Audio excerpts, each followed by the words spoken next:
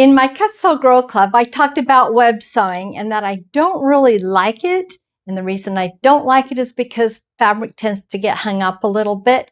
But today I'm going to show you how to do some web sewing, because that first project in the Cut Sew Grow Club is perfect for web sewing. And what do I mean by web sewing?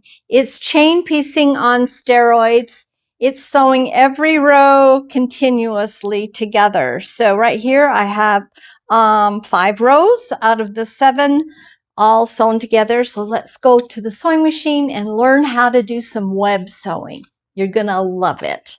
When I do my web sewing, like I said, it's chain piecing on steroids. So I have 2 rows of 3 blocks right here that we're gonna web together today, and we'll show you how to do that.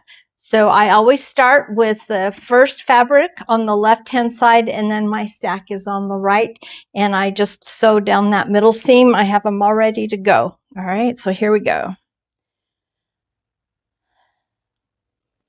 I also have a leader in to help prepare my machine to accept my fabric. It's ready to go, and I just start sewing at my 1/4 inch.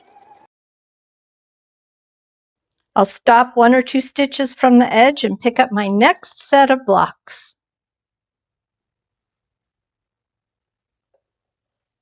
Give it 2 or 3 stitches, and then put my fabric back under the needle and sew again. Make sure I'm all lined up. Put my ender in. Keep that ready to go. Now, normally we would cut right here if we were chain piecing, but because I'm web sewing today, I'm going to cut my leader off, and I'm going to open this up, and it's now ready for the next piece on this row. So I'm going to put that in, and you notice I'm keeping this bulk down here. This is the part that can get heavy. It can get twisted, so you need to pay close attention to what's going on below your sewing as well.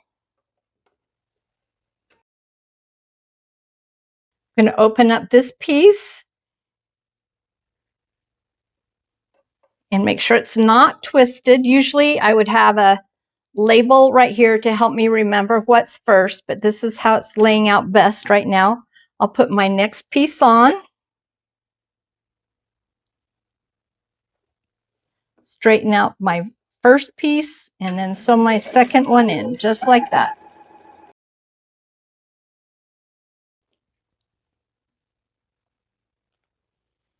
And that is how you web sew. You would just keep adding blocks on and blocks down on your rows as you go and keep it all together.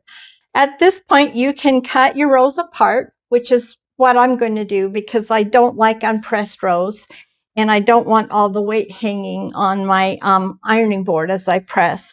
But if you don't want to press, if you're not as particular about that, and that's fine, some people are, some people aren't, you can go ahead and just fold your seam, making sure that your seams are nesting opposite directions.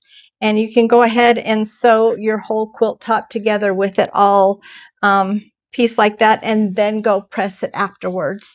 I just like the accuracy of pressing before I sew it all together because I don't want to get any valleys in my seams. All right, so your choice. You can do it that way, or you can do it the way I prefer. It's all preference and practice skills, but that's how you're going to do what they call web sewing.